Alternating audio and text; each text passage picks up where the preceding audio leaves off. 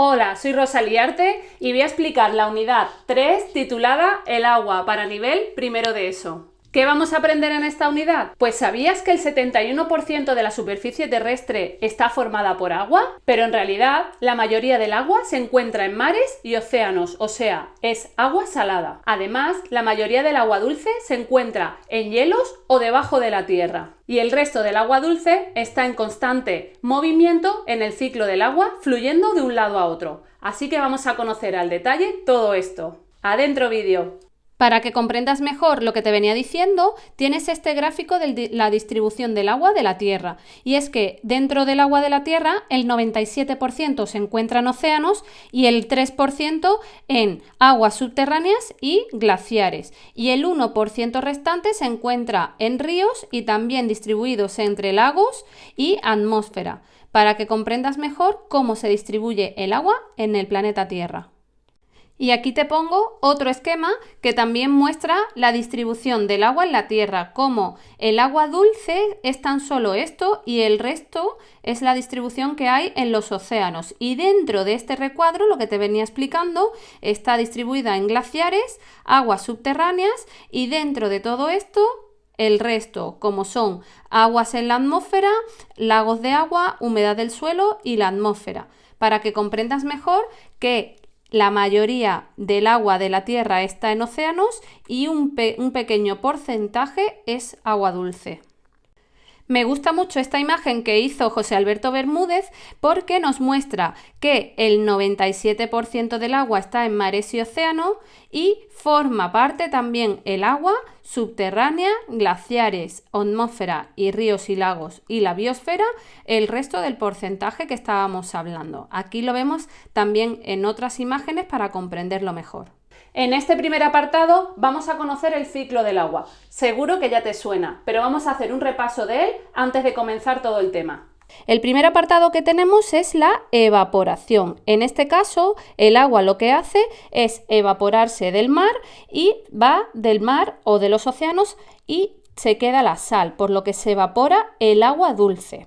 Luego tenemos la condensación. En este caso, el vapor de agua lo que hace es condensarse formando nubes.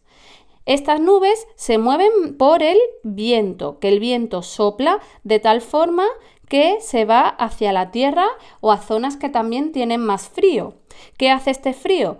Causar las precipitaciones. El agua cae en diferentes formas. Pueden ser en lluvia, nieve o granizo, que es lo que tenemos en el cuarto apartado.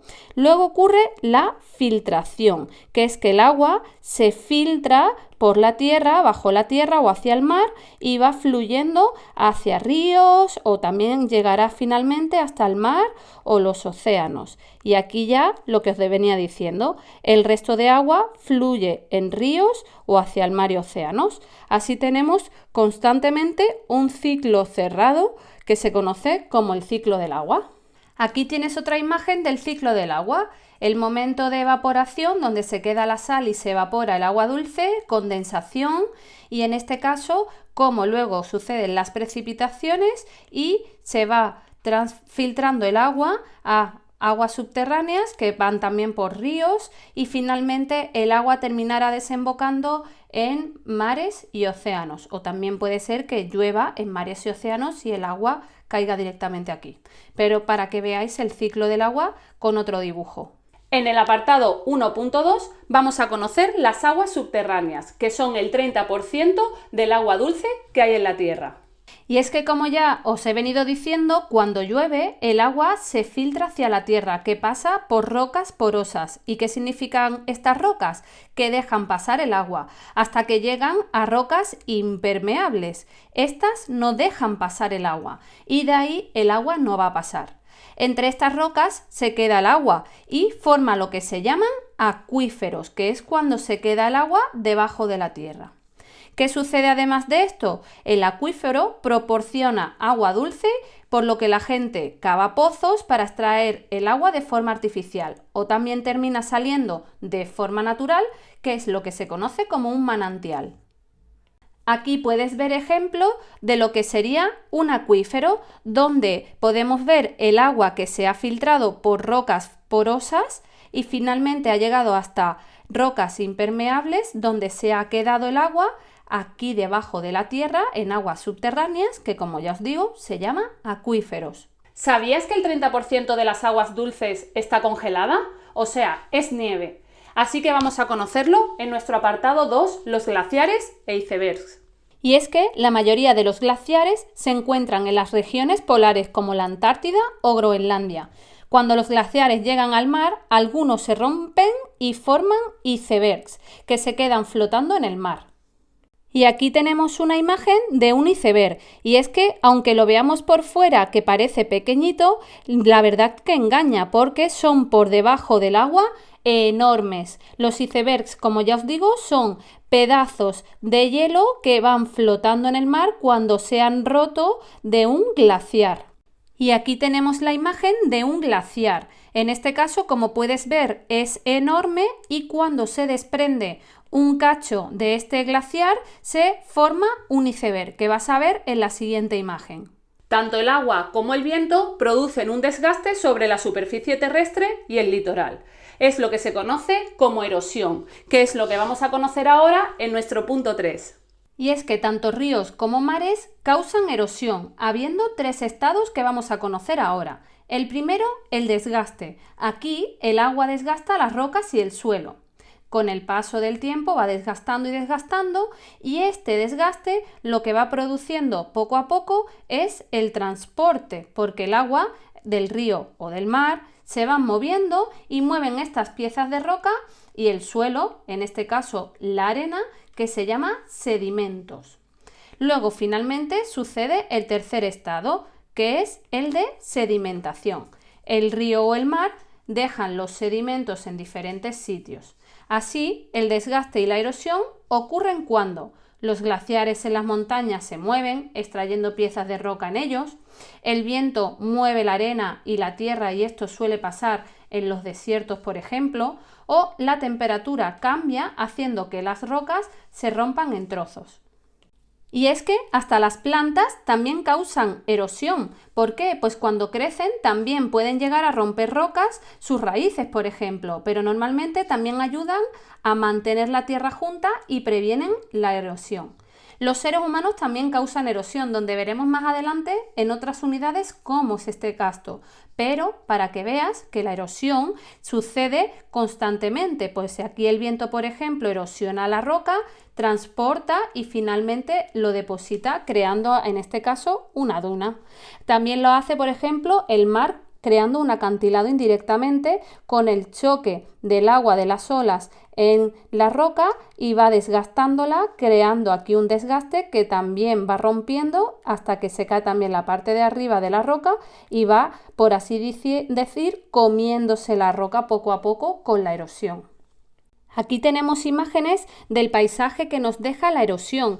En este caso podemos ver ejemplo de erosión por el viento, aquí tenemos erosión por el agua y aquí también podemos ver que aunque ya no haya agua, también ha habido erosión a lo largo de millones de años. Así que la erosión nos deja diferentes paisajes en la superficie terrestre.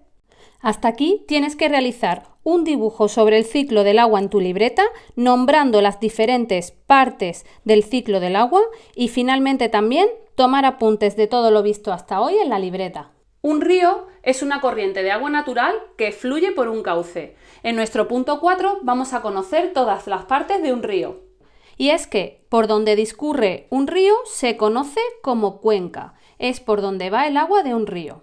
Luego tenemos la desembocadura. En este caso es donde el río termina. Normalmente termina en un mar u océano. Pero si no es así, hay ríos que terminan desembocando en otro río y a esto se le conoce como afluente. Pero también hay otros casos y es que hay ríos que se juntan. Cuando los ríos se juntan se le conoce como confluencia. Cuando en un río su desembocadura se divide en diferentes pequeños ríos, se le conoce como delta. El curso de un río es la ruta del río desde donde nace hasta donde desemboca, es toda su ruta. Y el curso de un río se suele dividir en alto, que es donde nace, medio, que es por donde discurre, y bajo, donde en este caso desemboca, que ya debes de saber que la desembocadura de un río es donde termina. Así que tienes que recordar que el curso de un río se divide en alto, medio y bajo. En esta imagen podemos ver un afluente. ¿Y cómo es? Pues vemos un río que termina desembocando en otro río que es principal. Así podemos ver un afluente. En esta imagen de abajo podemos ver el curso medio de un río, que es por donde discurre y es la zona más plana que vamos a ver más adelante. Estas curvas del río se conocen como meandros. En esta otra imagen podemos ver un río que se convierte en su desembocadura en un delta porque se divide en pequeños ríos que forman esta imagen que podemos ver aquí. Y también veis en esta imagen de la derecha donde nace un río, que es el curso alto, es la zona más alta. Luego tenemos el curso medio, que es la zona que es un valle más amplio y donde van sucediendo los meandros, y finalmente un curso bajo, que es donde desemboca el río. Un río se divide en tres partes: curso alto, que es donde nace; curso medio, que es por donde discurre y se hace más ancho; y finalmente curso bajo, que es donde desemboca. Vamos a conocer las tres partes del río y a entender sus diferencias. Como ya os decía, el curso alto de un río es la primera parte, es donde nace. Normalmente en esta zona discurre el agua muy deprisa. Aquí, como podéis ver en la imagen, es donde está naciendo y discurre el agua muy rápido. En el curso alto, el río erosiona la roca y arena y forman valles y cañones, y a su vez el río arrastra sedimentos. En esta imagen podemos ver perfectamente el nacimiento de un río, como el agua en este caso comienza y discurre más rápido y arrastrando sedimentos del desgaste de las rocas.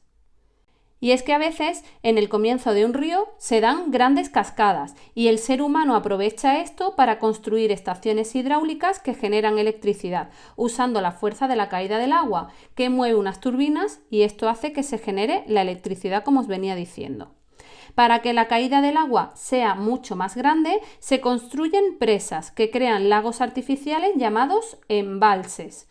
Este agua acumulada se utiliza para las casas, la industria y la agricultura.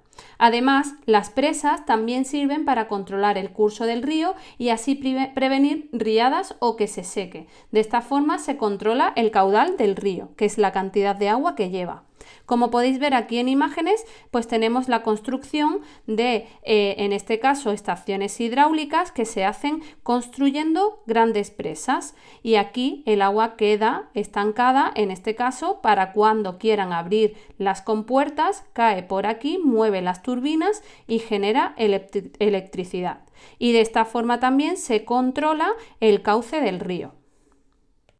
El curso medio de un río es donde menos empinado está el río y a su vez es el curso donde se hace más ancho. El agua discurre muchísimo más lenta y en este caso se forman las famosas curvas que, como ya os he dicho antes, se denominan meandros. Y nos queda finalmente el curso bajo. Es la parte más cerca de la desembocadura de un río. Aquí normalmente es la zona más ancha y profunda del río, por lo que incluso en algunos ríos se puede navegar barcos.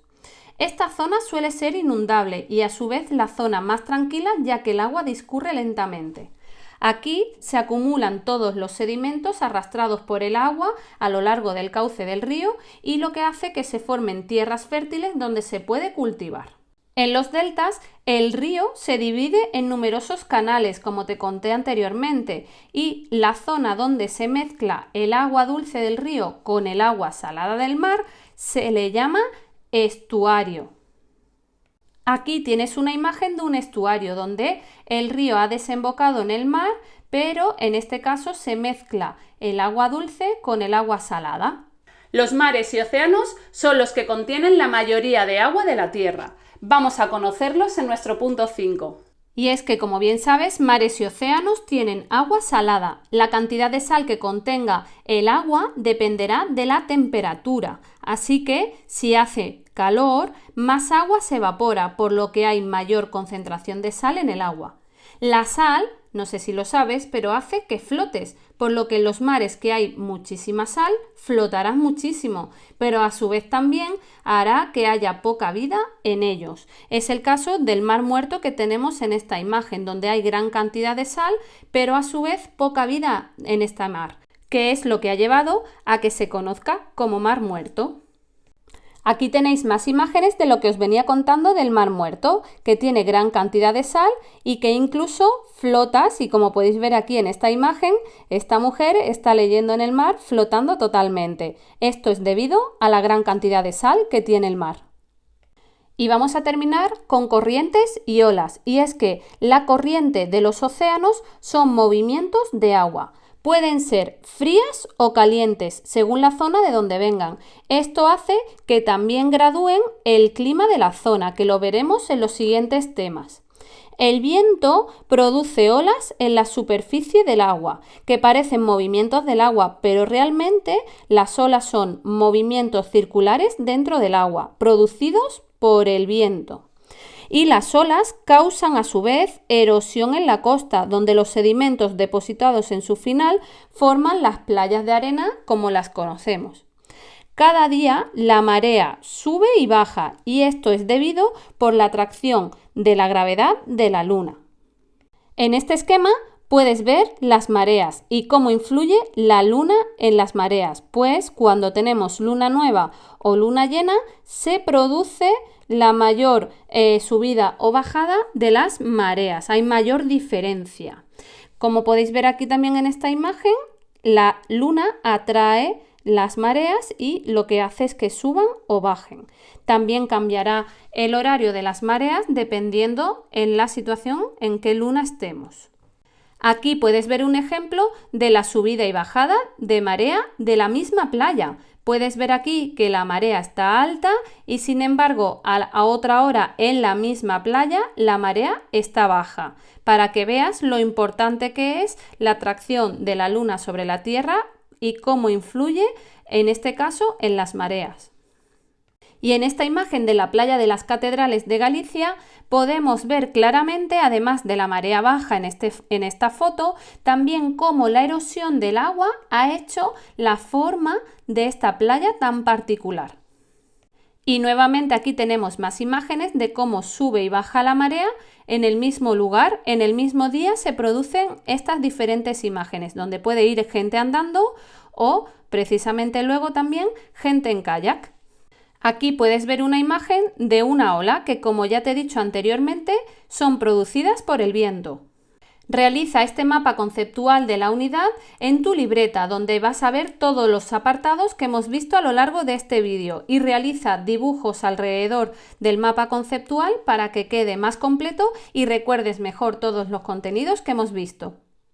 Y además de tomar los apuntes hasta donde hemos visto ahora mismo, tendrás que realizar un dibujo de las distintas partes de un río y nombrar sus partes.